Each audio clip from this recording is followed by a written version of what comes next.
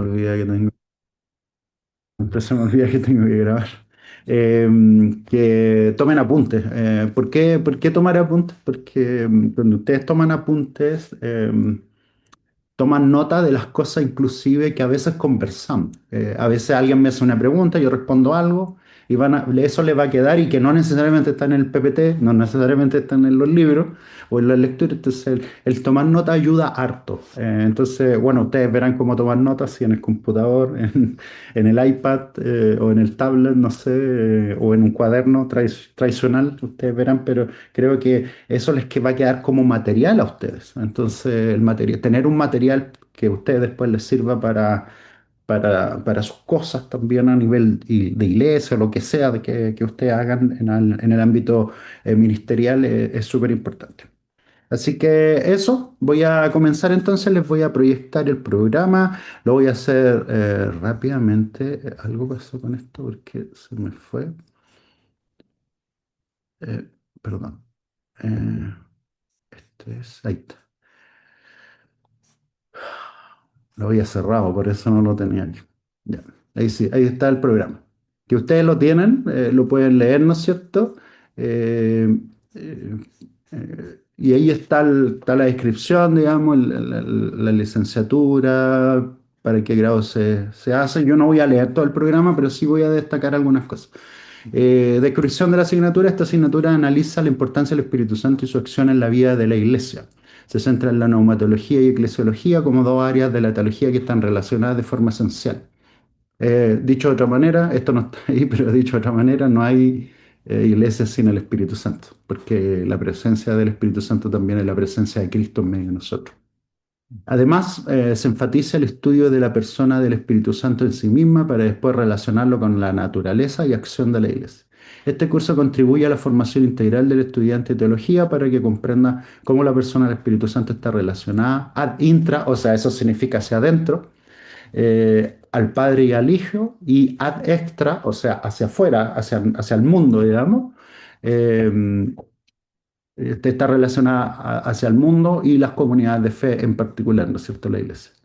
El objetivo general es analizar las doctrinas acerca de la neumatología y la eclesiología desde una perspectiva bíblica, histórica y teológica con el fin de formar a los estudiantes un pensamiento que sea capaz de entender la realidad de estos dos grandes temas desde temas, perdón, de la teología cristiana. No voy a leer todos los demás, pero ahí están, introducción, que es la clase de hoy día. Después, la próxima semana ya vamos a comenzar con temas de la neumatología y después, obviamente, la eclesiología, que es la doctrina de la iglesia, tanto la naturaleza o la esencia de la iglesia y su acción. Em, con respecto a las evaluaciones, tenemos obviamente la diagnóstica que hoy día, que tiene que ver un poquito más con la conversación, ahí yo me voy a dar cuenta. Vamos a tener evaluaciones formativas, que estas son las que hacen durante el semestre, que es 40% que tienen que ver con informes de lecturas que ustedes van a ir eh, realizando. Eso está dentro del programa. Ustedes lo van a ver ahí cuando se entregan, me refiero en el aula virtual. Por ejemplo, la próxima semana tienen que entregar un informe. Entonces, ¿cuál es la idea? Ustedes hacen la lectura para el día jueves, que corresponde al día jueves, pero el informe lo pueden entregar hasta más tardar subir el día domingo a las 23:59, porque ahí es donde se termina la segunda semana. ¿Me explico? Entonces, y ahí están en el aula virtual todos los informes que tienen que entregar, que me parece que son cinco. Entonces, si no me acuerdo bien, pero son los informes de lecturas que ustedes tienen que entregar. Además, obviamente, tienen que participar en clases. Yo espero que ustedes traigan leídos los textos y de alguna manera reflejen esa lectura. Me interesa que ustedes lean los textos porque de otra forma es muy difícil avanzar y aprender todo lo que tenemos que aprender, ¿no es cierto? Una cosa es lo que yo puedo exponer, pero otra cosa también es su trabajo personal que tiene que ver con los textos que están seleccionados precisamente para poder que ustedes sean formados en estas dos grandes áreas que son la neumatología y la eclesiología.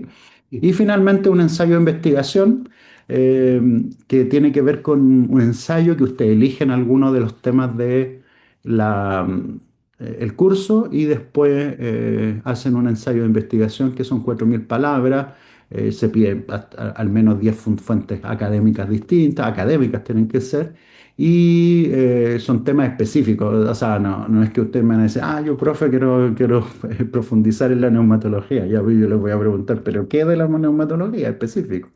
Entonces ahí ustedes van a tener que buscar un área específica para poder profundizarla, algo que sea de su interés.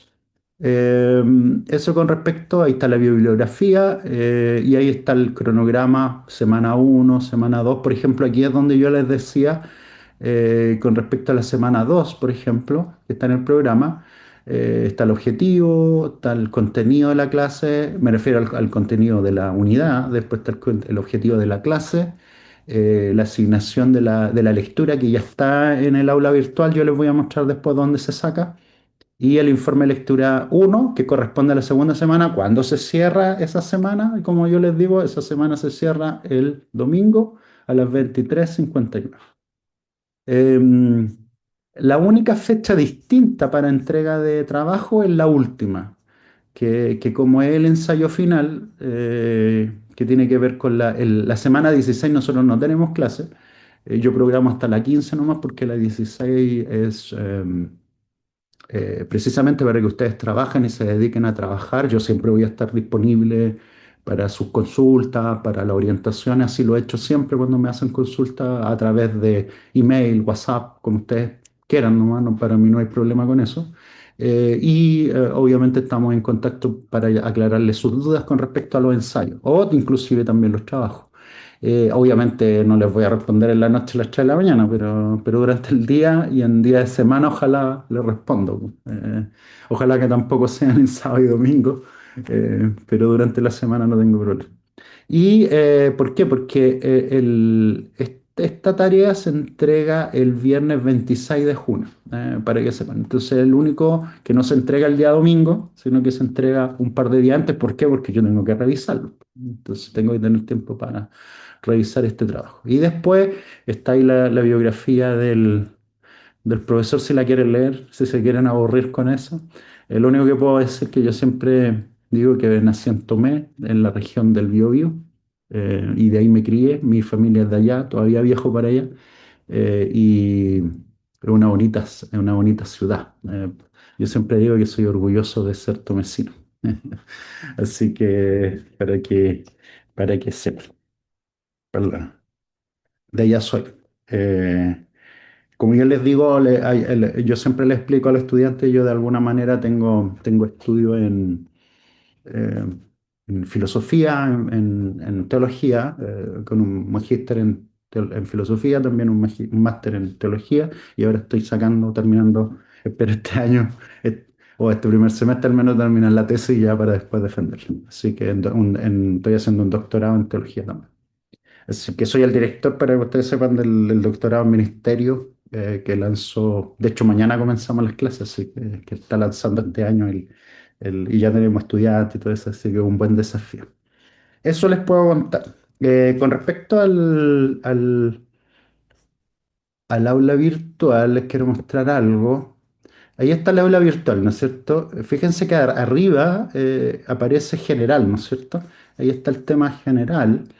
Y ahí hay un link, porque yo subo el link de la carpeta, porque son muchas lecturas con respecto a las lecturas del curso. Hay algunas que son obligatorias, otras que dejé ahí solamente como complementarias, si alguien quiere estudiar un poco más, ahí están. Ahí hay lecturas que son, o sea, libros que son muy antiguos, por ejemplo, el libro de Atanasio o Basilio, por ejemplo, son del cuarto siglo, digamos, que son excelentes, sí, textos para aprender del Espíritu Santo.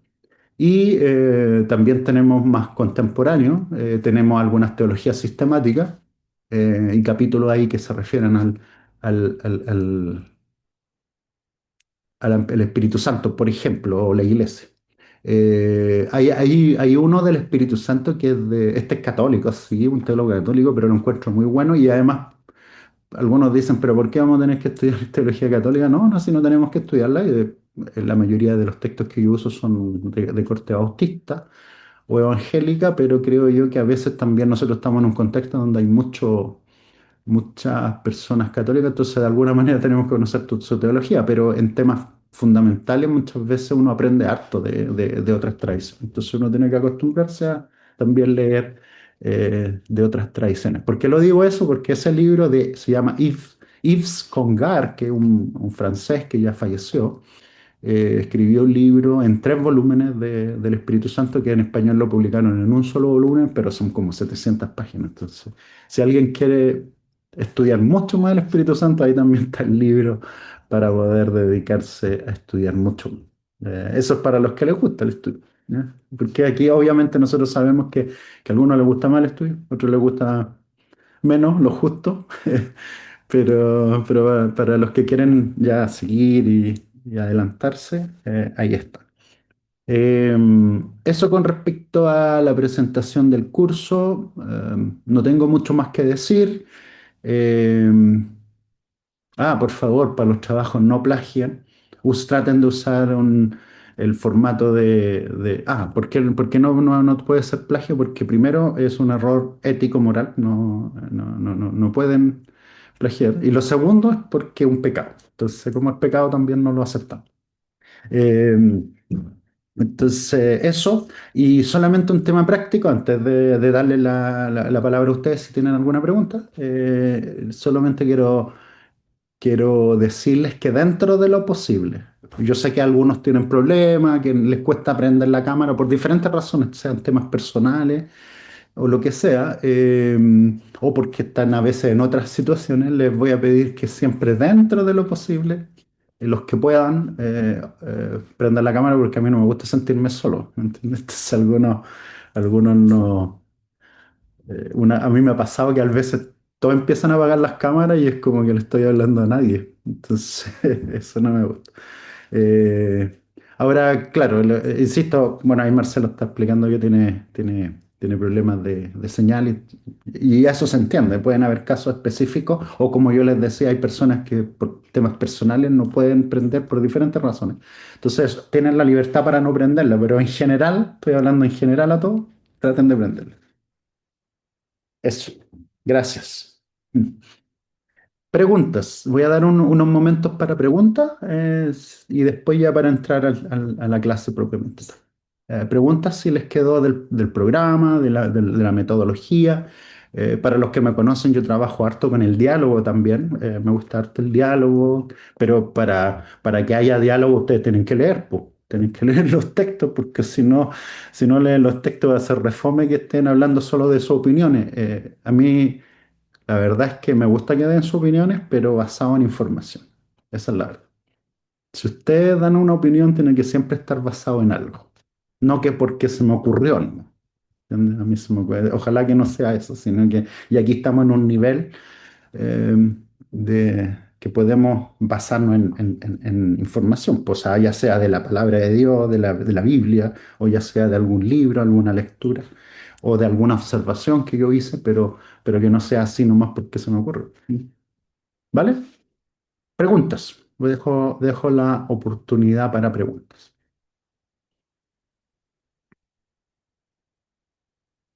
¿No? Hoy está atrás. Lo expliqué todo tan claro que nadie tiene preguntas. O me tienen susto. No creo en todo caso. Bueno, ¿no? Ya, como yo les decía, me pueden escribir si tienen cualquier tipo de duda al correo electrónico, a mi WhatsApp. Yo no tengo problema que me escriban al WhatsApp. Ojalá que no sea a las 3 de la mañana o a las 12 de la noche, que yo probablemente no les voy a responder a ese tipo de horas. Eh, y tampoco, probablemente el domingo tampoco les voy a responder porque es el día del Señor. Entonces, ese día yo lo tomo como descanso y voy a la iglesia. Entonces, es mi día de descanso. Eso. Bueno, comencemos entonces. Bueno. ¿Qué es lo que voy a hacer en la clase ahora? Tengo la presentación, ustedes la tienen ahí en el aula virtual, la pueden bajar si quieren. Están en la semana uno que tiene que ver con la introducción, ¿no es cierto? Está ahí un archivo, pero también yo les pido que tomen apuntes porque hay varias cosas que vamos a conversar. Entonces, Si bien es cierto, yo voy a hablar un poquito de la fe, nuevamente de la revelación que ustedes ya estudiaron en Introducción a la Teología, mi intención es irlo enfocando a esta asignatura, ¿vale?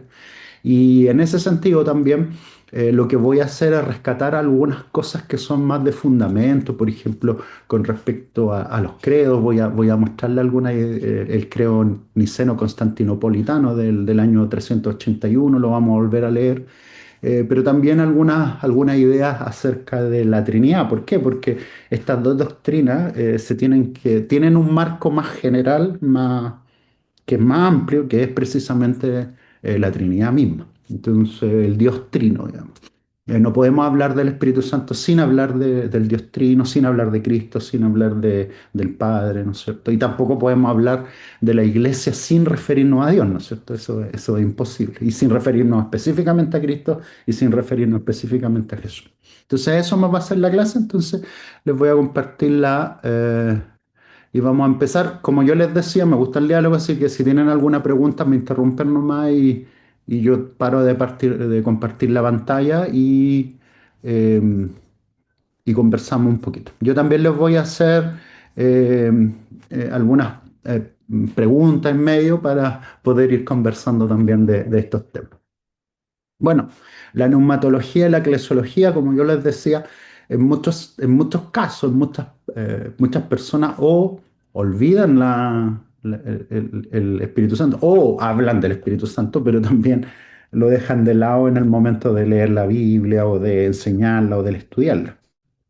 Y también con respecto a la eclesiología y su relación. Entonces, o por otro lado, nos pasa a nivel evangélico. Ustedes saben que hay corrientes, digámoslo así, que destacan mucho el Espíritu Santo, pero pierden la enseñanza de lo que la tradición nos ha enseñado, la tradición cristiana o evangélica acerca del Espíritu Santo, obviamente basada en la palabra de Dios. Vamos a hablar un poquito de eso, pero también sin mucho estudio en realidad, porque cualquiera puede decir cualquier cosa del Espíritu Santo. Yo creo que muchos de ustedes han escuchado muchas cosas del Espíritu Santo, imagino, ¿no es cierto? Eh, no sé si le ha pasado y han escuchado eso. Vamos a conversar un poquito de eso. Dejen ahí esa pregunta porque vamos a conversar un poquito de eso, ¿vale?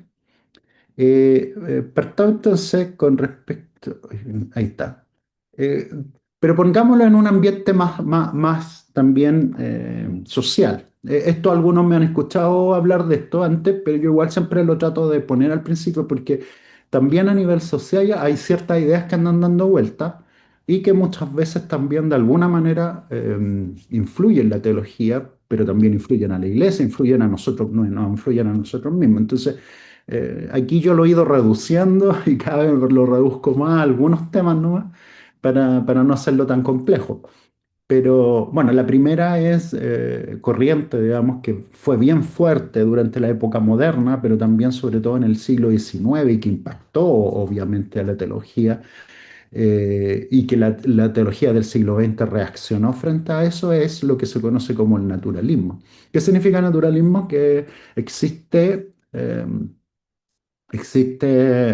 solo en la naturaleza, no hay algo así como sobrenatural, por eso se llama naturalismo. Solo naturaleza, lo que nosotros vemos y tocamos, y por lo tanto el conocimiento que tenemos de la naturaleza es a través de la ciencia. Algunos hoy en día van a decir que eso no es tan necesario porque la ciencia no es la única forma de conocimiento, sino que hay otro. Bueno, está bien, pero siguen creyendo lo mismo, que solo existe la naturaleza y por lo tanto todo lo que existe se funciona a través de procesos naturales, de leyes físicas, etcétera, etcétera. Ustedes han estudiado en el colegio física, entonces entienden de lo que le estoy, o química, no sé, o biología, entonces entienden de lo que le estoy hablando. Entonces, las famosas ciencias naturales. Entonces, por lo tanto, eso es el mundo, pero no hay algo así como sobrenatural. Obviamente eso impacta a nivel teológico también, porque muchas veces, no sé si han escuchado la idea de la desmitologización de la Biblia, los milagros no existen, todo se tiene que explicar racionalmente, ¿no es cierto? Entonces, también eso viene de en parte, no estoy diciendo que es lo único, pero en parte de ese, llamémoslo así, paradigma, una forma de ver el mundo. También tenemos en el siglo XX otra corriente que está más filosófica, pero también impactó harto fuertemente a las personas, digamos, y voy a explicar un por qué.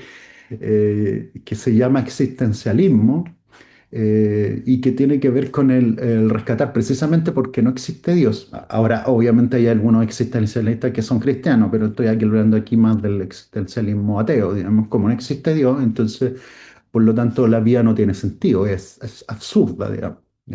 Porque obviamente, después, ¿qué? Si lo que va a pasar es que nos vamos a morir y se acabó, ¿no? O sea, todo no tiene sentido, digamos. Ese es más o menos.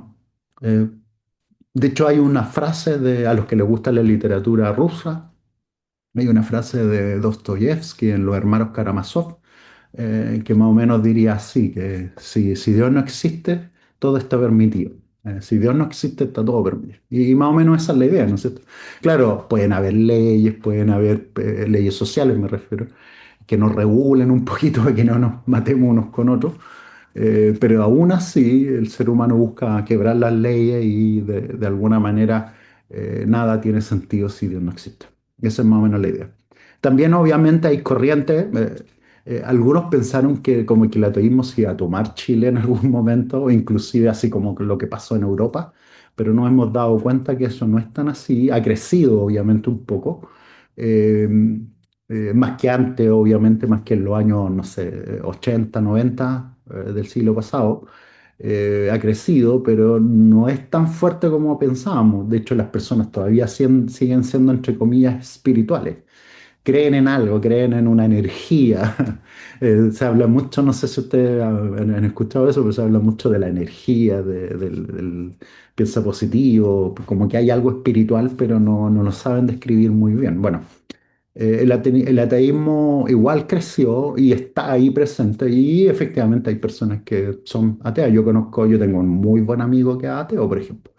Y él fue líder a nivel, para que ustedes sepan, fue líder a nivel de jóvenes. Estoy hablando hace varios años atrás, cuando yo estaba en el grupo de jóvenes de la iglesia y ahora él se declaró ateo, por ejemplo, un ejemplo.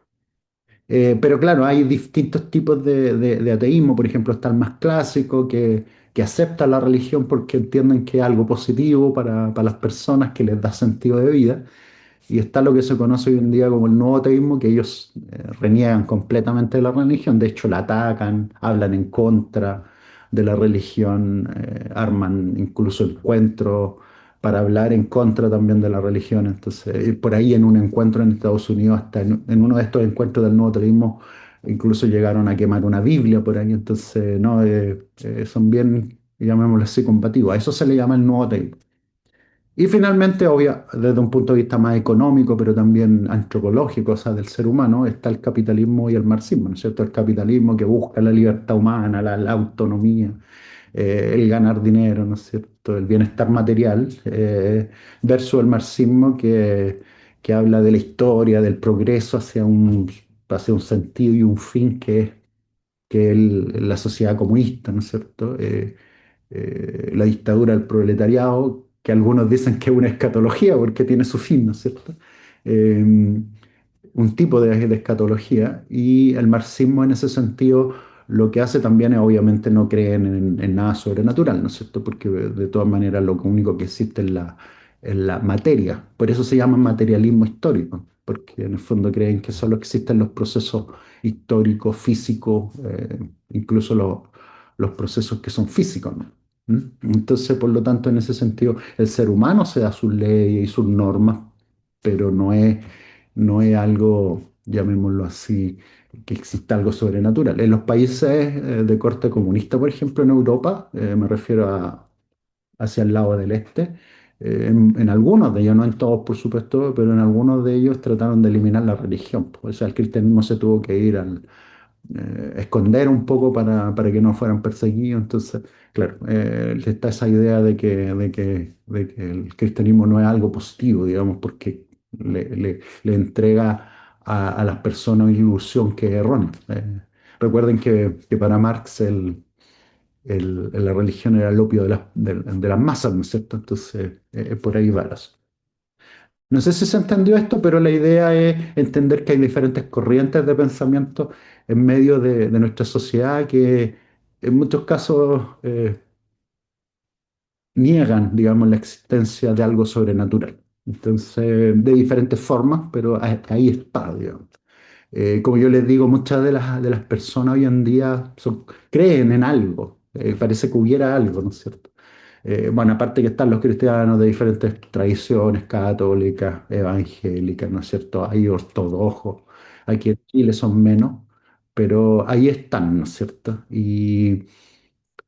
Pero si uno revisa los números, hay menos personas que no creen, son menos aunque han crecido, pero todavía son mayor cantidad las que sí creen.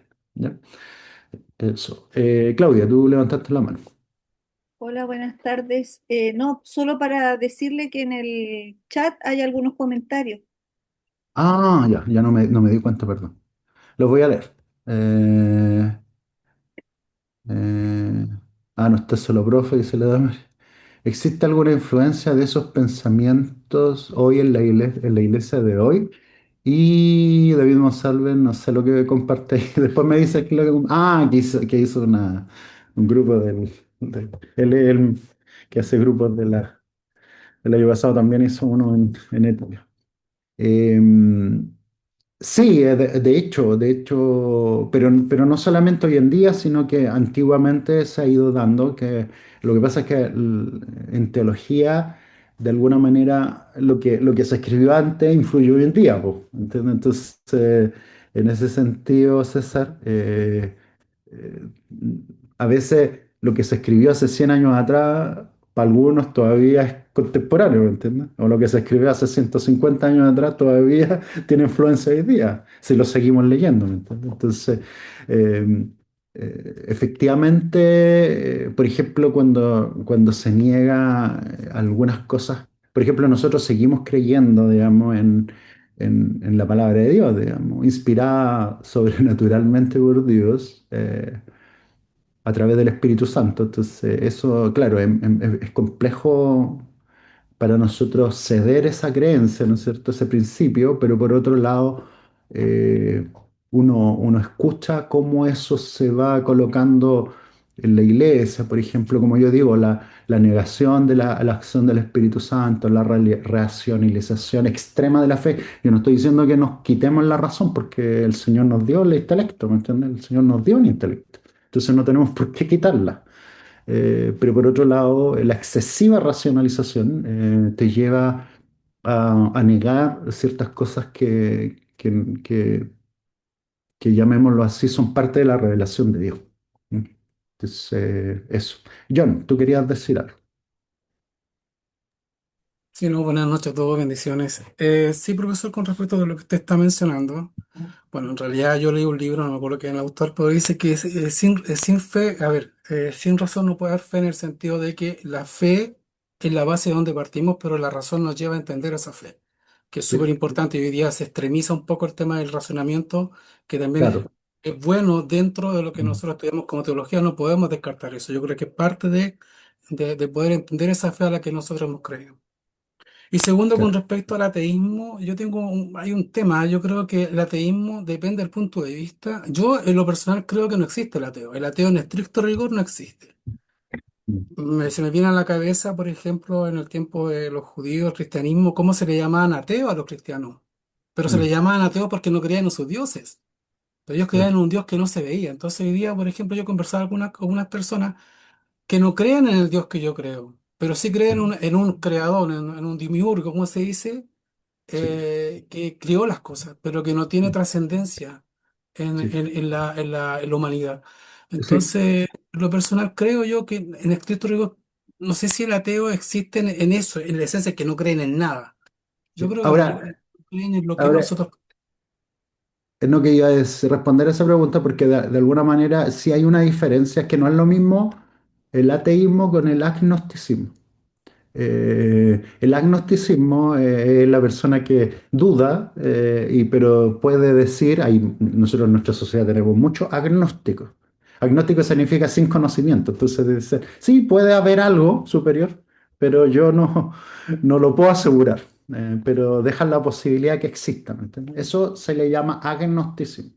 No, El sí, sí, ateísmo, profesor, el, disculpe, el- eso lo entiendo. Yo el- voy al tema del ateísmo, en mi punto de vista, en mi punto de vista. claro, Ahora, por ejemplo, ¿Cómo se llega a ser ateo?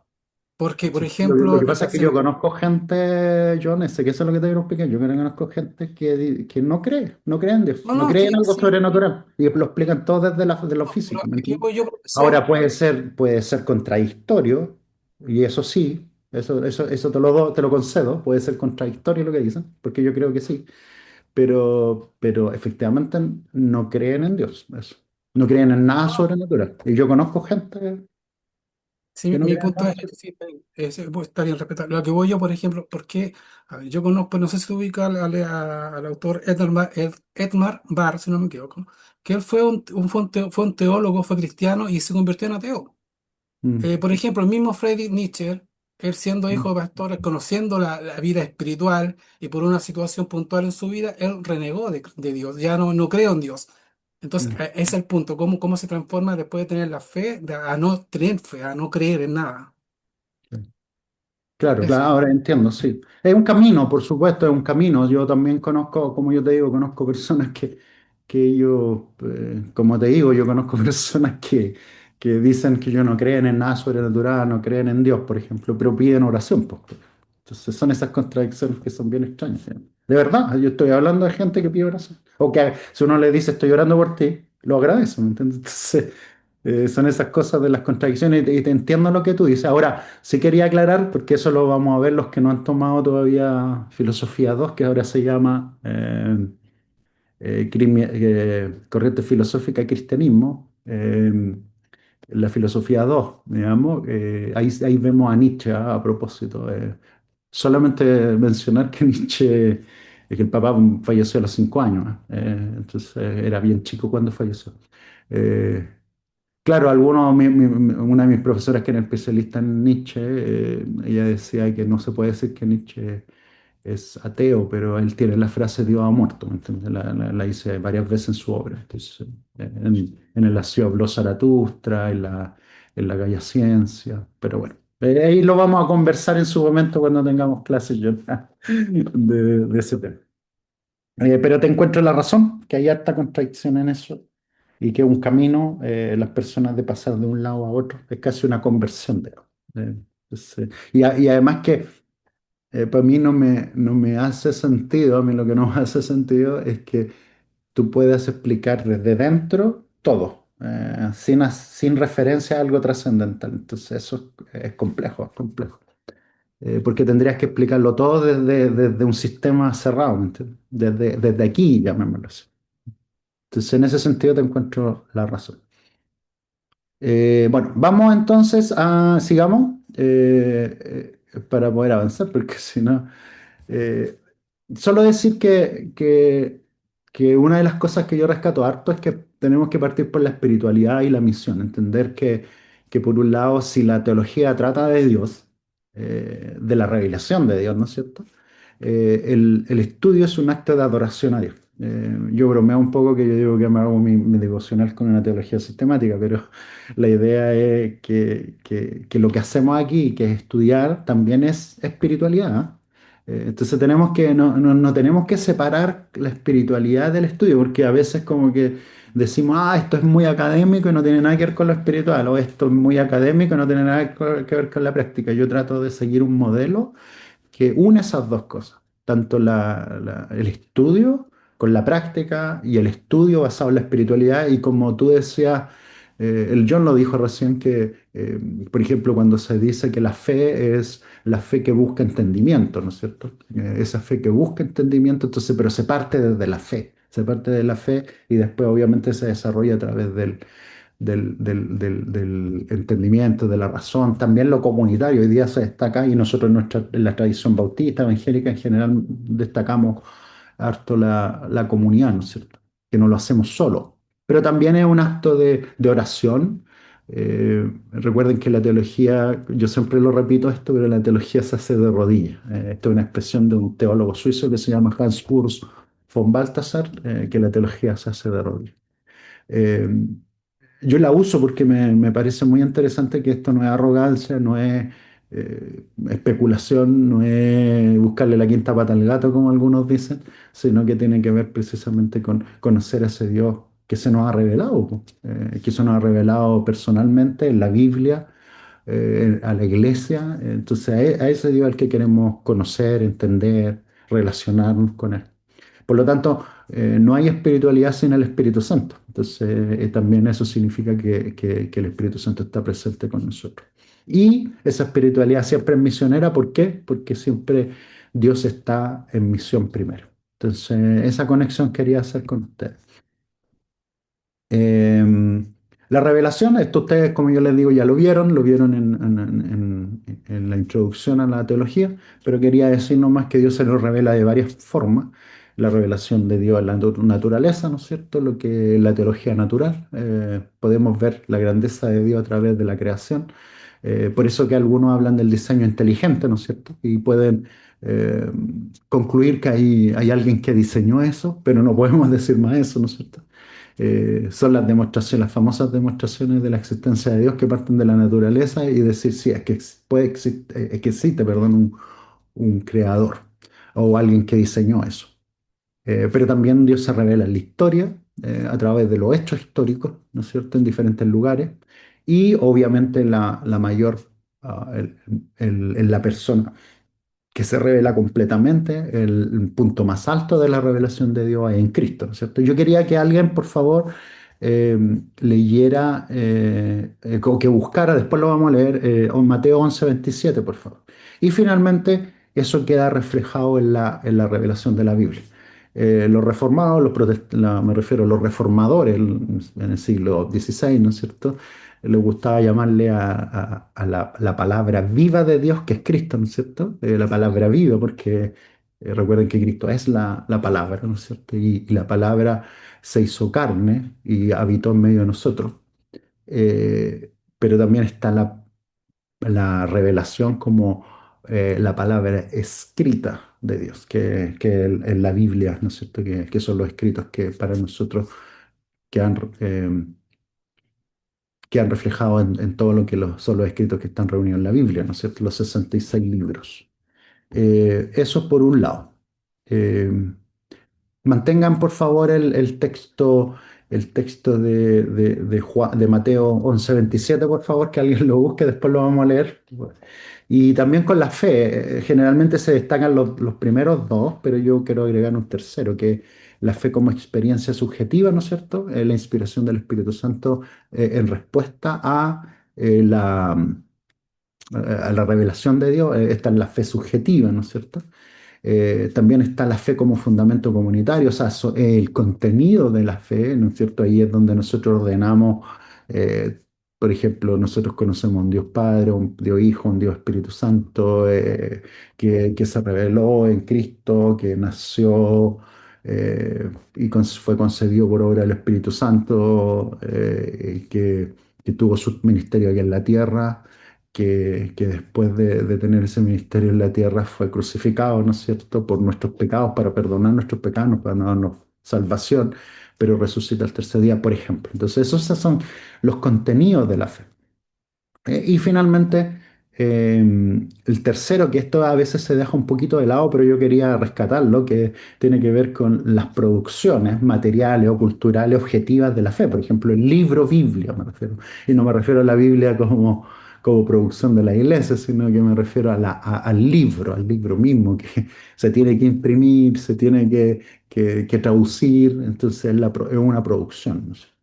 Y también está, por ejemplo, todo lo que es el arte, los templos, los símbolos. Por ejemplo, si alguno de ustedes usa alguna cruz, por ejemplo, eso tiene que ver con lo que me refiero a la fe llevada a algo eh, simbólico, pero también material. ¿Mm? Y termino esta parte porque quería mostrarles, esta es una introducción a la dogmática cristiana que de hecho ahora recién en febrero la publicó la, la CLIE. Yo la encuentro muy buena como introducción, yo la tengo en inglés, sí. Los autores, como son holandeses, lo escribieron primero en holandés, lo tradujeron al inglés y ahora lo tradujeron al español. Eh, de hecho, el segundo autor que está ahí, que es Gijsbert van den Brink, que es uno de mis tutores de tesis, entonces por eso también lo rescato. Y dice así, porque Dios se revela en su palabra, pero también a través de la palabra viva, que dice esto: la iglesia nació de la palabra y permanece en la palabra, o sea, tanto en Cristo, pero también obviamente en la palabra escrita, ¿no es cierto? Porque ella no escuchará la voz de un extraño. Quería que alguien también buscara Juan 10 4 y 5. Entonces, por favor, si alguien por favor que se desmutee y lea Mateo 11:27, por favor. Ya, yo leo, profesor. Ya, Todas las cosas me fueron entregadas por mi Padre, y nadie conoce al Hijo sino el Padre, ni al Padre conoce a alguno sino el Hijo, y aquel a quien el Hijo lo quiera revelar. sí. ¿Se fijan que ahí está, digamos, el fundamento bíblico para el tema del conocimiento de Dios? Hay varios teólogos que vuelven a ese pasaje por lo mismo, porque ¿qué es lo que dice ahí en realidad? ¿Qué es lo que pueden comentar de ese pasaje? A ver, relaciona al conocimiento de Dios y su revelación. A ver, ¿algo que pueden comentar? Y lo ¿No? único que conocemos de Dios es a Jesús. Claro, sí, sí. Pero dice, nadie conoce al Hijo sino el Padre, Padre. y nadie conoce al Padre sino el Hijo. O Hijo. sea, ese conocimiento íntimo solo lo tienen el Padre y el Hijo en este caso. Eso es lo que después vamos a ver que se conoce como las relaciones intratrinitarias de Dios. O sea, ese conocimiento que de alguna manera Dios lo comparte con nosotros porque Él es bueno nomás, porque Él es misericordioso. ¿Y a quién? Al que él desea compartirlo, ¿no es cierto? Por lo tanto, en ese sentido, como dice un teólogo por ahí que a mí me gusta leerlo mucho, lamentablemente no está traducido al español, se llama Thomas Torrance, y él dice que o sea, que para conocer a Dios necesitamos a Dios, dicho de otra forma. Para conocer a Dios, se escuchó esa frase, ¿no es cierto? Sí. Para conocer a Dios necesitamos a Dios. Eh, dicho de otra manera, no podemos conocer a Dios sin Dios. Mm, Entonces, porque Él se revela, Él decide revelarse y se revela como Él quiere. Y como decía Claudia, ¿cuál es esa revelación? Cristo. Cristo mismo es la revelación, pero no podemos ir más allá de lo que Él ha dicho, ha deseado o tiene la voluntad de revelarse. A ver, ¿qué pasaría si fuéramos más allá nosotros especulando y nos pusiéramos a pensar y qué pasa si fuera de esta forma, esta otra? ¿Qué pasaría si nosotros fuéramos más allá de lo que Él ha revelado? ¿Qué se le ocurre? ¿Qué pasa si fuéramos más allá de lo que ha revelado? Álvaro. Yo creo que surgiría la herejía, porque finalmente son pensamientos humanos por algo que es sobrenatural y que es revelación por parte de Dios.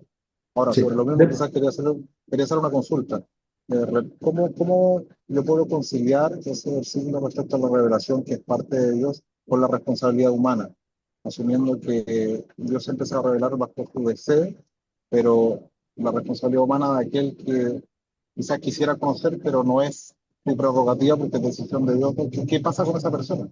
Usted mismo ¿Qué? lo dice, hay personas que son espirituales, pero ¿será que Mm. aquellas personas quieren buscar algún tipo de revelación y no bajo, digamos, el supuesto del versículo? Yo tengo mi postura al respecto, pero estoy hablando solamente en el contexto de esta clase.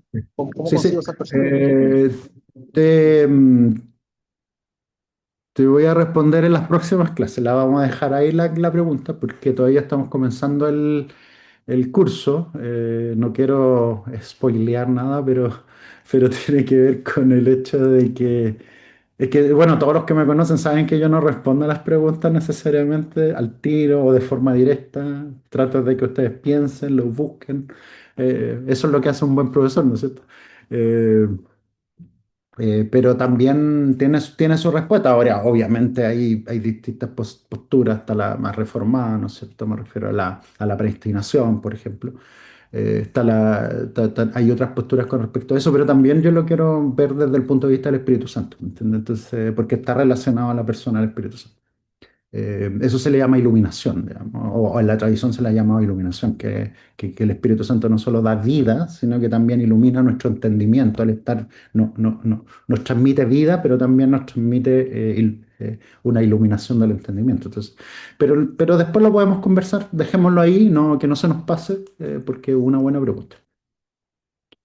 Bueno, voy a continuar entonces. Con respecto que no oye ninguna voz de un extraño, porque Jesús mismo dijo, po, o sea, mis ovejas oyen mi voz, ¿no es cierto? Mis ovejas oyen mi voz. Entonces se supone que nosotros somos ovejas de él y no podríamos oír la voz de alguien extraño, ¿no es cierto? Entonces esa es más o menos la idea de la cita que yo les compartí. Vamos entonces a este tema que para mí es súper importante destacarlo porque tiene que ver con los credos y también obviamente con la forma de expresar esa fe. Como decían por ahí, bueno, el mismo Álvaro habló lo voy a parar de compartir porque tengo que explicar algo primero. Eh, Habló de la herejía. Efectivamente, la herejía más que condenar, porque algunas personas piensan que la herejía, me están condenando porque soy un hereje, la herejía más que nada es precisamente ese grupo de personas que trató de seguir su propio camino.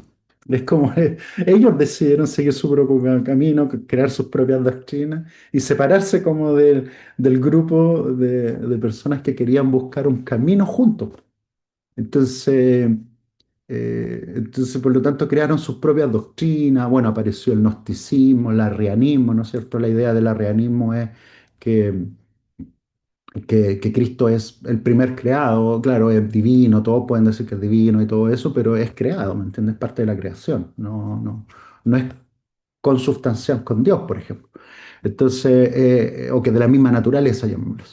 Entonces, lo que hicieron siempre los teólogos, pero aquí voy a citar a Ireneo, que es del segundo siglo, lo que trataron de hacer es ir construyendo y tratando de interpretar la revelación bíblica, pero explicarla de tal forma que todas las personas lo entendieran y también para poner ciertos límites con respecto a estas enseñanzas que se apartaban de la Biblia, que tomaban cosas de otros lados para poder enseñar también. Entonces, la idea de los credos fue siempre un poco de alguna manera explicar o reflejar la enseñanza bíblica de una forma sana.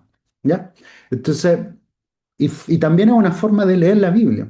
Mira, y aquí les voy a explicar algo que lo hice este ejercicio ayer en otro curso, pero también creo que es bueno porque como yo recién estoy tomando estos cursos, que lo estoy enseñando por primera vez, entonces es bueno retomar estos temas que hoy. Por ejemplo, ¿qué pasa si yo les dijera que el hijo no es de la misma naturaleza del padre, sino que es un agente de Dios, ¿no? Es un profeta, es un hombre creado, pero no es Dios mismo. ¿Qué me dirían ustedes? Aparte de tratarme de hereje, digamos. Pero qué más me dirían? Eh, me explico, ¿no es cierto? ¿Qué me dirían si, por ejemplo, yo les dijera que el Espíritu Santo no es una persona? Simplemente algo, una fuerza, una energía. Y puedo seguir, ¿ah? Pero ¿qué pasa si yo les dijera que además Cristo no nació de un nacimiento virginal? Ustedes me dirían, ¿qué está enseñando el profesor? Mira, el seminario se puso liberal. Entonces, sí o no, pero ¿qué me dirían? No, es que no es así si los seres humanos nacen de la actividad sexual, por favor. Eh, ¿Cómo va a ser que el Espíritu Santo intervino en algo así? Eso no puede ser. Eh, Dice Manuel que está a punto de salir de la clase. Eh, ¿Me entienden? Entonces, pero y sigo, porque esto se ha dicho, a todo lo que estoy diciendo se ha dicho, ustedes saben que se ha dicho, no sé si lo han escuchado, pero yo lo he escuchado muchas veces. Sigo, por ejemplo, pero si Jesús no resucitó, si eso fue un invento de los cristianos para poder enseñar eso, o de los primeros discípulos, pero sí podemos creer que Jesús resucita en nuestros corazones. pero no es que resucitó efectivamente. Ya. ¿Qué es lo que prueba eso? ¿Qué es lo que prueba eso?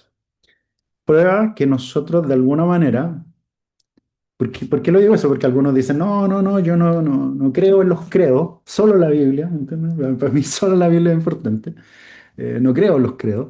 Y efectivamente nosotros en nuestras tradiciones bautistas y evangélicas en general, muchos no tienen, digamos, los credos, no es que lo recen en la liturgia, no es que lo estudien, eh, tampoco es que piensen que los credos son algo así como una especie de rezo, digamos. En algunas tradiciones se piensa eso, ¿no es cierto? Nosotros creemos que son una explicación de la fe. Eh, y por lo tanto, obviamente, alguien podría decir, sí, solo la Biblia ya, pero de alguna manera hemos sido tan influenciados por lo que dejó esta forma de entender la Biblia, que son los credos, que de alguna manera leemos ya la Biblia bajo esa óptica. Y eso es lo que quiero decir. Leemos la Biblia bajo esa óptica, a veces sin reconocerlo. Entonces, eso es, no estoy diciendo que nos volvamos los creos, pero sí estoy diciendo que de alguna manera los creos no interpretan la Biblia en algunos elementos fundamentales de identidad de Dios, identidad de la iglesia, por ejemplo, y que son importantes para nosotros y que es muy difícil que eso se cambie, digamos, porque nos ayudan a entender, nos dan un marco, digámoslo así. Eso es, nos dan un marco para acercarnos a la Biblia. eh, y por eso es importante rescatarlo, digamos. Y han ayudado mucho después a la reflexión teológica posterior. ¿M? Además que detrás de cada una de esas formulaciones de fe hay mucha reflexión teológica, en todos ellos. ¿Qué dice Carol? ¿Por qué dice que leemos la Biblia bajo la óptica? Por eso, porque es que ahora voy a mostrar dos ejemplos, Carol, y te voy a mostrar, es que tengo los ejemplos, pero quería explicar esto antes, porque ahí vamos a ver cuán influenciados estamos por estos credos, ¿me entiendes? Eso es lo que quería explicar, ¿ya? ¿Me siguieron, no es cierto? ¿Sí? ¿Estamos bien? ¿Sí? Ya. Entonces, vamos, un ejemplo, el primer ejemplo que traigo es el de Ireneo de León. Fíjense que el segundo siglo, eh, y a esto se le llamó la regla de fe, digamos, así se le llamó al principio, regula fides en latín, o canon, tes pisteos, que es la idea de un canon, pero que lo que hace es reunir un poco lo que la iglesia cree. Eso fue lo que trató de hacer Ireneo, oponiéndose también al gnosticismo. Ireneo en este librito yo se los recomiendo, que es Contra la herejía, al que lo quiera saber un poquito más, pero es lo que hizo tratar de oponerse a las herejías. Ya, entonces, lo voy a leer por favor completo. La iglesia, aunque dispersa por todo el mundo, hasta los confines de la tierra, ha recibido de los apóstoles y sus discípulos esta fe. Miren, se está refiriendo a los apóstoles y sus discípulos. Se supone que algunos dicen que él fue discípulo de algunos, digamos, de los padres apostólicos, o sea, los que fueron, digamos, discípulos de los apóstoles. Entonces, de alguna manera eso. Pero ¿qué es lo que cree? En un solo Dios, Padre Todopoderoso, Creador del cielo y de la tierra, del mar y todo lo que en ellos hay, y de un solo Cristo Jesús, el Hijo de Dios, que se encarnó para nuestra salvación. Y en el Espíritu Santo, que dio a conocer por medio de los profetas el plan de salvación y la venida y el nacimiento de una virgen y la pasión y resurrección tras los muertos y la ascensión corporal al cielo del amado Cristo, nuestro Señor, y su futura aparición desde el cielo en la gloria del Padre para resumir todas las cosas y resucitar a toda carne. Nosotros creemos en la resurrección del cuerpo, ¿no es cierto? No solamente nosotros no creemos en la inmortalidad del alma, nosotros creemos en la resurrección del cuerpo de toda raza humana. Entonces, fíjense que esto lo empezaron a escribir de alguna manera para explicarle a las personas, oye, si este es nuestro fundamento, esto es lo que nosotros creemos y esta es la enseñanza bíblica. Por eso lo refieren también a los apóstoles, en ese sentido. Entonces estamos hablando de un Dios creador, Padre Todopoderoso, que crea todo lo que existe, el Hijo, que viene a dar salvación, el Espíritu Santo, que nació de un nacimiento virginal, que murió, pero también resucitó, que ascendió a los cielos, ¿no es cierto? Viene y también viene de nuevo a restablecer todo el orden inicial, ¿no sé? O no necesariamente inicial, pero viene a restablecer todas las cosas en orden en una nueva creación de esa manera. ¿Se fijan? Entonces, a eso voy yo con que, a propósito de la pregunta de Karen, de que nosotros leemos, también nos ayuda estas declaraciones a leer a través de estos ojos la Biblia, porque hay cosas que son tan básicas que nosotros no las vamos a negar, ¿me entiendes? Entonces, eso es por un lado. Me equivoqué, paré de compartir. Y la otra es el famoso credo credo niceno-constantinopolitano, que el credo, recuerden que en el 325 se hizo el credo de Nicea, y después lo expandieron en el 381 en Constantinopla, y hicieron este credo. Antes de eso voy a darle la oportunidad a John, que parece que levantó la mano, para preguntar algo. Sí, sí, no, profesor, estaba siguiendo atentamente el tema que usted está planteando. Y a mí se me vienen algunos cuestionamientos. Yo creo que dentro del cristianismo, dentro de lo que es la teología, es lícito tener muchos cuestionamientos. Mm, por ejemplo, a ver, cuando uno estudia los cristianismos, bueno, no sé si hay un libro muy bueno de Antonio Piñero que se llama los cristianismos derrotados, en Mm, donde, claro, hay muchos cristianismos que tuvieron una mala doctrina, una mala enseñanza, mm, entendieron las cosas a su parecer, y creo que esto mismo mm, motivó que se escribiera la primera carta a Tesalonicenses, que es el inicio de lo que nosotros mm. conocemos como el Nuevo Testamento. Pero de Sí. ahí en adelante, después del 70, Marcos y los Evangelios, y Mm, Eusebio en el libro 3 habla con respecto a cuáles son los motivos por los cuales le incita a Marcos a que escriba todas las cosas que hizo Cristo precisamente para poder dar claridad a la iglesia que estaban haciendo mm, y de alguna forma para poder combatir todo este tipo de mm, enseñanzas cerradas que estaban bajo un telón oscuro, porque tampoco se sabía mm, mucho de él, solamente se hablaba, se predicaba de un Jesucristo. mm. Entonces, y me retraigo un poco también, un poco más atrás, ¿Pero cuál cómo, es la pregunta? no, con respecto a lo que al tema ese de la Mm, día, plantear que lo que nosotros estamos leyendo en la Escritura, y no quiero ser hereje con esto, simplemente saber hasta qué punto hay dirección ¿cómo se llama? En un principio espiritual, no sé si cómo decirlo, que no suene como una herejía, porque fueron personas no. que han escrito la Biblia de acuerdo a un ambiente social conflictivo de la religión. Tú Entonces dices los estamos, credos. claro, entonces, Ah, claro, y ese es un tema que se fue dando después los siglos con los padres de la lo que pasa iglesia es para que, poder explicar el texto. sí, lo que pasa es que, bueno, es que ahí hay que estudiar un poco más la historia respecto a lo que yo estoy planteando. De hecho, lo que estoy tratando de decir, primero es que hay toda una vuelta, digamos, no solo a nivel, digamos, cristiano en general, sino los evangélicos han vuelto de alguna manera a publicar harto sobre este periodo, por algo también, porque ven algo ahí. No, yo no estoy diciendo que no se cuestione el hecho de que se escribieron credos y todo eso, pero también, por otro lado, hay algunos que como que los critican sin saber, digamos, cuáles son las bases que fueron y por qué se lanzaron, digamos, o a qué se llegó. Yo no estoy diciendo que, porque en teología sistemática tenemos que ver eso. Una de las cosas que voy a plantear es que la teología sistemática se tiene que basar precisamente en la palabra de Dios.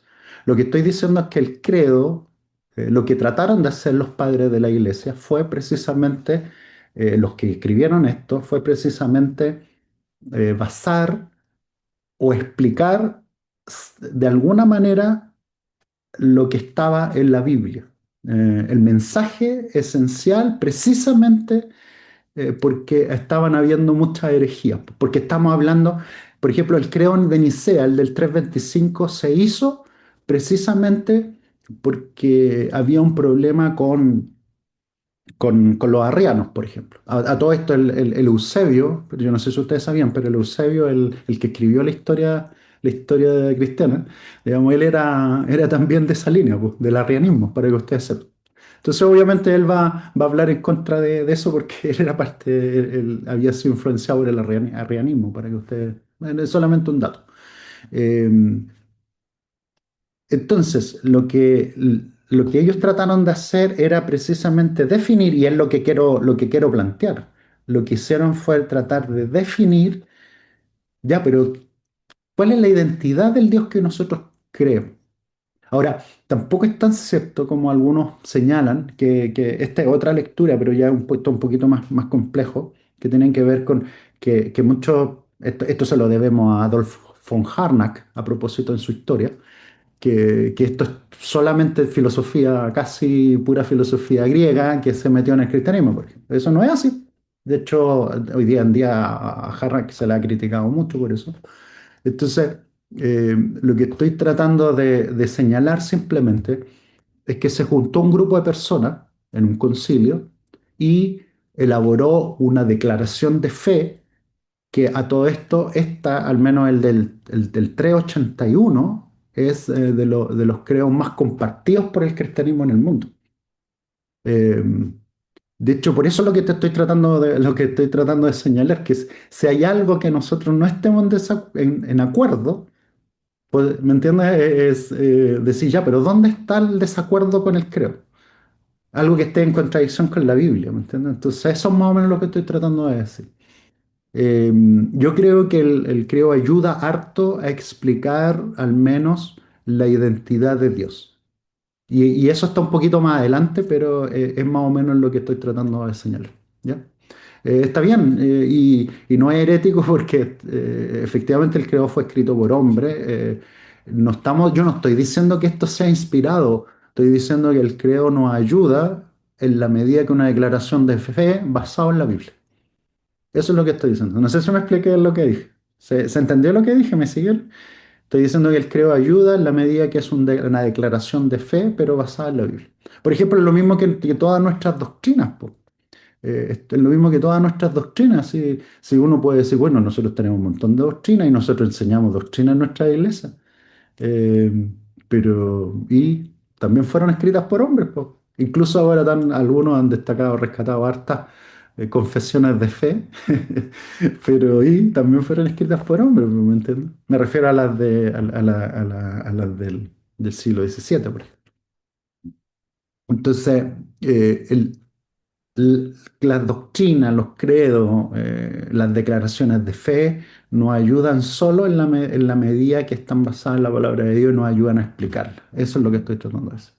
Lo que estoy diciendo es que estoy tratando de ir al principio, porque en el principio se escribieron y nosotros no, yo de verdad que no creo que nosotros estemos en desacuerdo con el credo, al menos el niceno-constantinopolitano. Eso es lo que quiero explicarlo. Yo de verdad que en los fundamentos de cómo entendemos la palabra de Dios no creo que estemos en una contradicción. Pues lo voy a explicar porque lo quiero leer, pues. Ahora viene la lectura del credo para que tú veas y analicen, pues. Si eso es más o menos lo que estoy tratando de hacer. Analicemos. Ya. Ahí está, pues. Mire, y aquí está que se organiza generalmente en tres artículos. La iglesia está bajo el último artículo y que más o menos dice esto. Creemos en un solo Dios, Padre omnipotente, creador de los cielos y la tierra, de todas las cosas invisibles perdón, visibles o invisibles. Yo creo que hasta aquí estamos bien, ¿no es cierto? Es más o menos lo que nos explica la Biblia. Las cosas visibles, todo lo que vemos, ¿no es cierto? Y las invisibles tienen que ver con el mundo celestial, por ejemplo, los ángeles. Recuerden que incluso los demonios son ángeles caídos, ¿no es cierto? Entonces eso es lo que al menos la Biblia nos dice. Entonces, por lo tanto, esa realidad también fue creada por Dios. Por eso nosotros decimos que Satanás nunca puede ser más poderoso que Dios. Pero también el segundo artículo tiene que ver con Jesucristo y en un solo Señor, Jesucristo, el Hijo unigénito de Dios, y aquí ya le ponemos apellido porque decimos que es el único Hijo de Dios, nacido del Padre o engendrado por el Padre antes de todos los siglos. Eso significa desde la eternidad, ¿no es cierto? Luz de luz, Dios verdadero de Dios verdadero, por lo tanto es Dios, Jesucristo es Dios. Eso es lo que declaramos, ¿no es cierto? Lo que declaran las personas que, como dicen por ahí, que escribieron esto. No hecho. Y aquí está la palabrita, que después vamos a hablar un poquito de eso, que se llama consubstancial con el Padre, o sea, de la misma naturaleza. ¿De dónde proviene eso?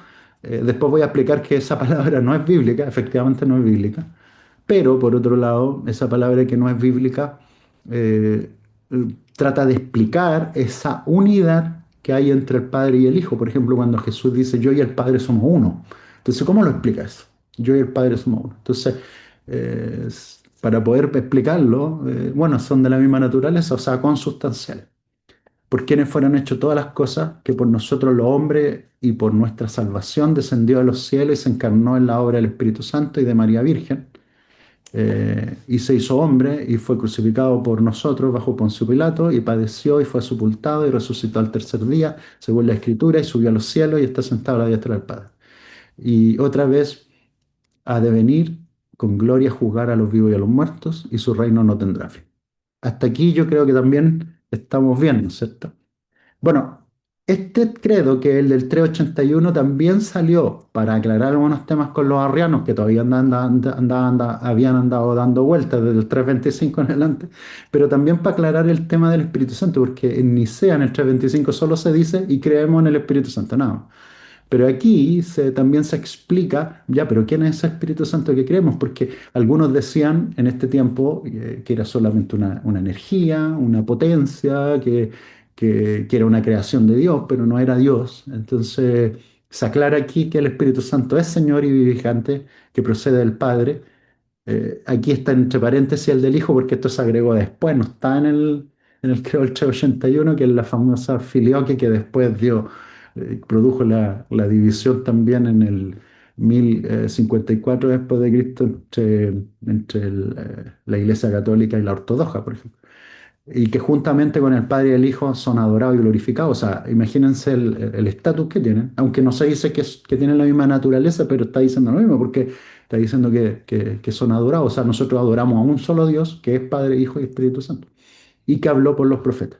Y después se habla de la iglesia, que está bajo ese tercer artículo, que es el Espíritu Santo, en una sola santa iglesia católica, una santa, católica y apostólica. Yo pongo aquí católica con minúscula porque se refiere a todos los creyentes, a la iglesia universal, ¿no es cierto? Y un solo bautismo, aquí no está hablando del bautismo de infante o eso, sino no a la forma, sino que nosotros creemos en un bautismo para la remisión de los pecados. Ese es un tema importante, pero no sé, porque muchos creemos en el bautismo creyente, ¿no es cierto? Pero sí esperamos la resurrección de la carne nuevamente y la vida del futuro. Amén. Bueno, esto con respecto al credo, hay algunos, Camila dice, el credo también resume nuestra creencia, es práctico igual. Eso es lo que yo estaba tratando de decir, Camila, y lo explico un poquito, que de alguna manera el credo no... Fíjense que nosotros tenemos prácticamente ninguna digo, un problema con lo que dijimos. Claro que obviamente da problemas con el tema, como entendemos el bautismo. La Iglesia Católica nosotros lo escribimos con minúscula porque creemos que es la iglesia de todos los creyentes en Cristo, etc. César. Hola a todos. Esto igual me recuerda cuando se hace la constitución de nuestras personalidades jurídicas. Normalmente hay como una declaración de fe. Exacto, sí. Sí, todas Eso, las iglesias, o sea, no sé si todas las iglesias tienen, pero al menos yo conozco al menos las que conozco sí tienen una declaración de fe, efectivamente. Entonces, claro, pero lo que estoy tratando de decir que inconscientemente todas esas declaraciones de alguna manera están influenciados por esos credos. Pues eso es lo que estoy diciendo, que los reconozcamos o no, queramos reconocerlo o no, los critiquemos como sea, pero de alguna manera no han influenciado. De hecho, para que ustedes sepan, este credo, el de Constantinopla, el del Niceno Constantinopolitano del 381, influenció a Lutero, Calvino, los reformadores, fueron muy influenciados por esto. ¿Entienden? Entonces, de hecho, su teología, de alguna manera, obviamente la basaban en la Biblia. Lutero, ¿no es cierto?, con la idea de la sola escritura, pero también fueron influenciados por estas declaraciones de fe. Pues eso es lo que estoy tratando de explicar. ¿Mm? Pero gracias por desafiarme, porque eso significa que yo tengo que explicar mejor. Eh, bueno, entonces, aquí hay algunas palabras que vamos a usar en lo que se viene, que efectivamente hay que reconocer que no están en la Biblia, pero nos ayudan a reflejar la enseñanza bíblica. Entre esas palabras está, por ejemplo, la palabra Trinidad, búsquenla en la Biblia, no está. Está la idea de consubstancialidad, que era la que yo les decía que estaba ahí en el credo, que el Hijo es consubstancial con el Padre, que es la famosa palabra en griego homoiousios, eh, que son de la misma esencia, ¿no es cierto? Pero también hay muchos que se le aplicaron al Espíritu Santo, no solo al Hijo, sino al Espíritu Santo, porque son de la misma naturaleza. Comparten los tres, comparten, las tres personas de la Trinidad comparten una misma naturaleza, una misma esencia, pero son tres personas distintas. La palabra, por ejemplo, perijoresis, que después se empezó a usar más adelante con el tema para poder entender ya, pero cómo las personas se unen, cómo tienen esa comunión tan estrecha que comparten un solo ser. Entonces, esa palabra perijoresis significa eso, pues, significa que cada uno vive en el otro, digamos, de alguna manera así. Cada uno está así esencialmente unido al otro, eh, pero dinámicamente. Entonces, a esos usaron esa palabra, pero usaron palabras fuera de la Biblia para tratar de explicar la enseñanza de la Biblia. O, por ejemplo, la famosa unión hipostática, que espero que ustedes la hayan estudiado en Cristología, que es la unión de la naturaleza humana de Cristo con la naturaleza divina de Cristo, que le llamaron unión hipostática. Porque Cristo no es 50% hombre, 50% eh, divino, ¿no es cierto? Dios. Eh, desde la lógica humana debería ser así, ¿no es cierto? 50% y 50%. Pero en la lógica divina no es así. Nosotros decimos que son 100% humano y 100% divino, y esas dos naturalezas se unen en una sola persona.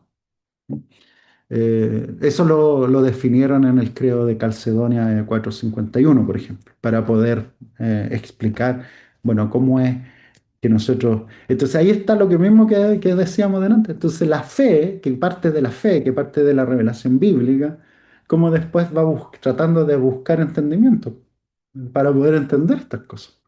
Entonces...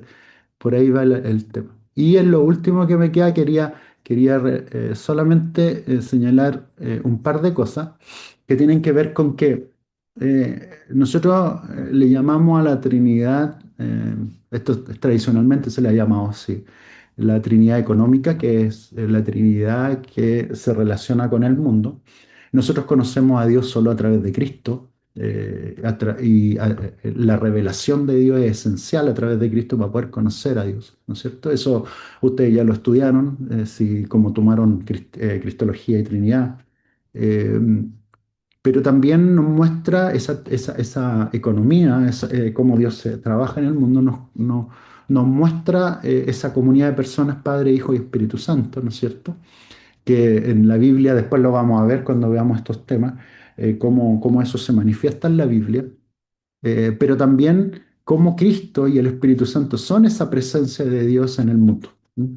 Entonces, por lo tanto, si no conocemos al Padre directamente, tenemos la presencia de Cristo que vino al mundo, que nosotros sabemos a través de los evangelios que vivió, de las cartas que vivió, cuál fue su ministerio, por qué vino, pero también la presencia de ese espíritu en nosotros, no solamente a nuestro alrededor, sino que inclusive, como dice Romanos 5:5, en nosotros, que derramó su amor del Espíritu Santo en nuestros corazones. Eso también lo dice en Gálatas, el apóstol Pablo en Gálatas 4:6, por ejemplo. Pero hay otro aspecto de esto, que es la Trinidad inmanente, o ontológica le llaman, que es cuando ya nos referimos al ser propio de Dios. Eh, es cuando ya nos referimos a Dios mismo. Y en ese caso, nosotros tenemos que decir que el misterio del ser de Dios, porque ahí ya no podemos penetrar, y solamente podemos penetrar hasta lo que Él nos ha revelado en su palabra a través de Cristo, y no podemos ir más allá de lo que está revelado. ¿Cómo es Dios en sí mismo? No sabemos. Solo que lo podemos conocer lo que Él revela, el punto uno, y en la forma en que Él lo revela a través de Cristo, a través de su palabra, el Espíritu Santo. Eh, Así que por lo tanto tenemos que ser muy cuidadosos con decir que conocemos completamente a Dios. Dios, el entender el ser de Dios, propiamente el ser de Dios, supera infinitamente nuestro entendimiento. Eh, y sin embargo, en su misericordia, Dios se ha dado a conocer a nosotros de forma personal. Entonces, sí, lo que podemos ver en la Biblia es que el Dios que nosotros conocemos es un Dios personal.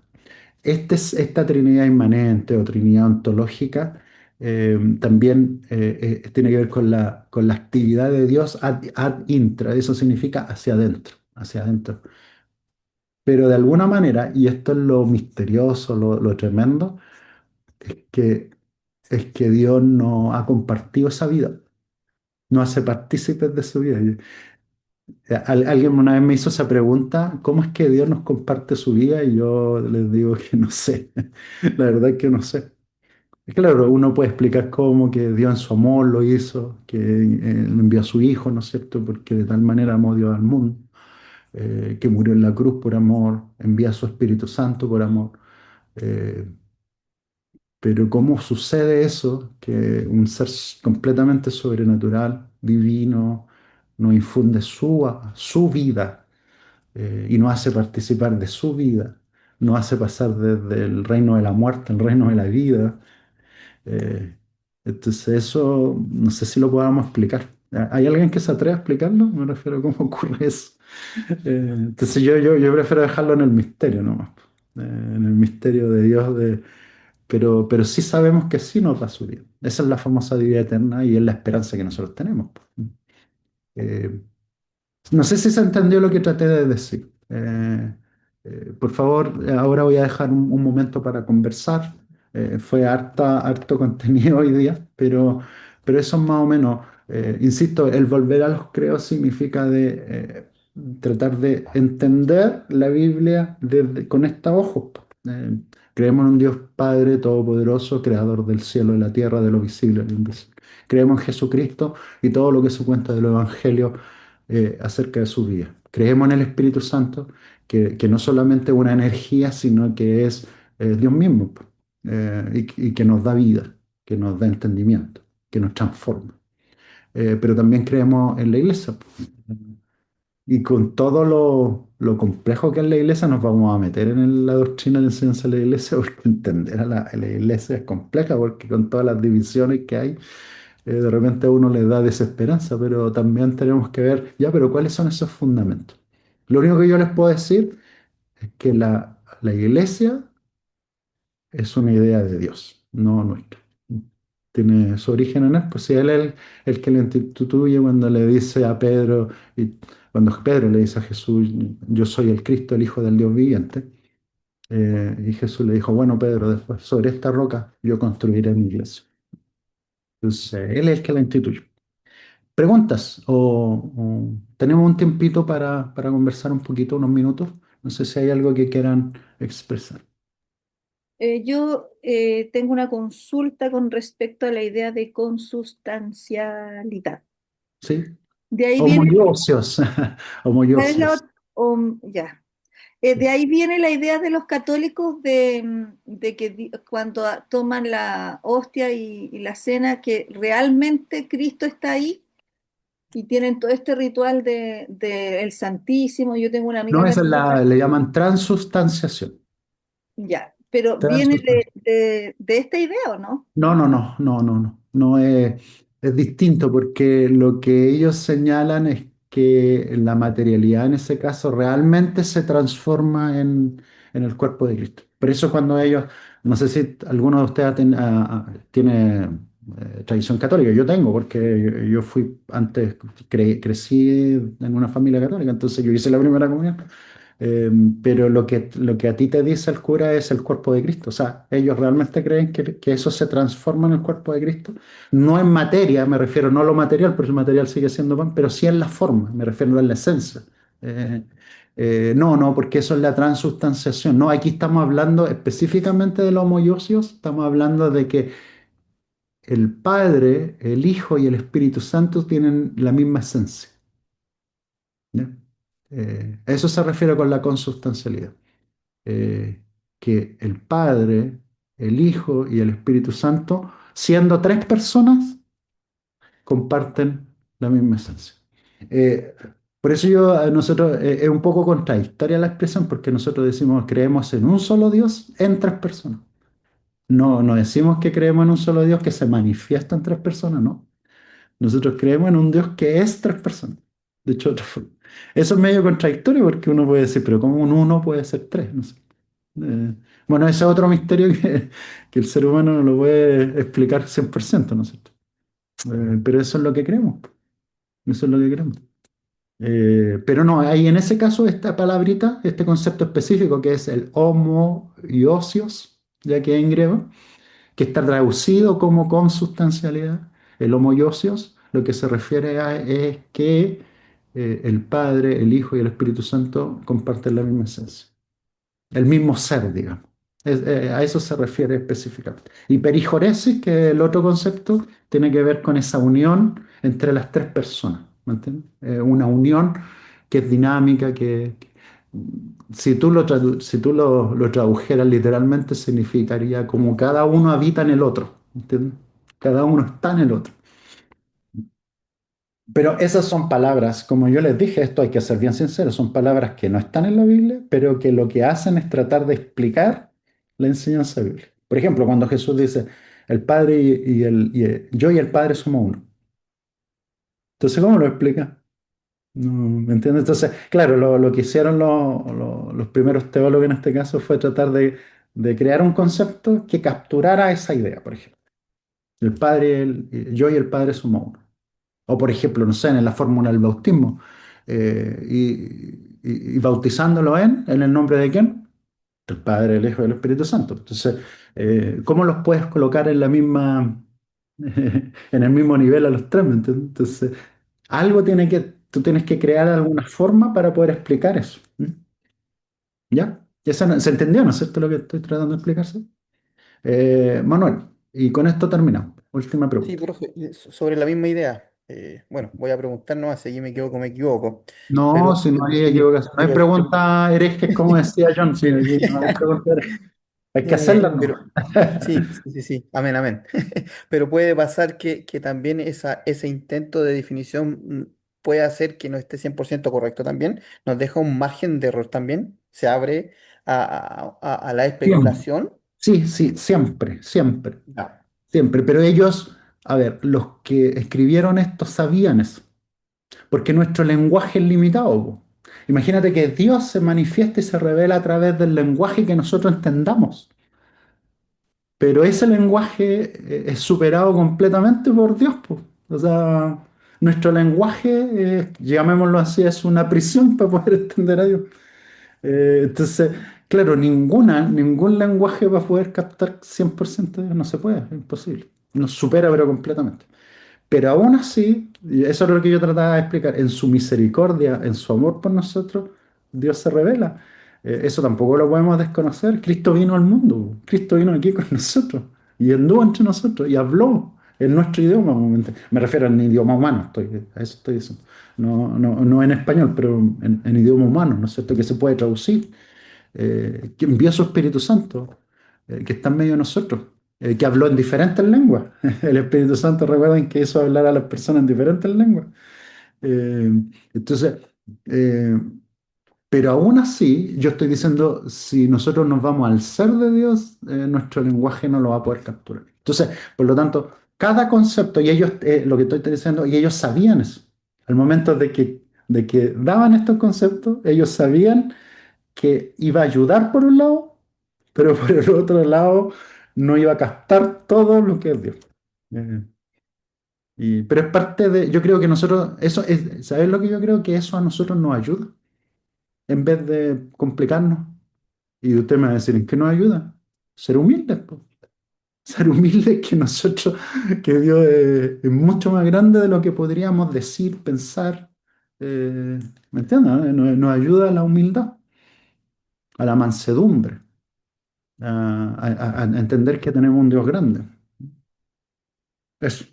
No sé si ustedes están de acuerdo conmigo con eso, pero yo creo que precisamente el punto de que tengamos limitaciones nos ayudan a ser humildes con respecto a ello. Pero bueno, ese es un tema que lo podríamos conversar más adelante. Eh, eh, Sigámosle dando vuelta la otra semana, así que nos vemos. Bendiciones. Cualquier consulta me la hacen, así que estamos en contacto. Bendiciones.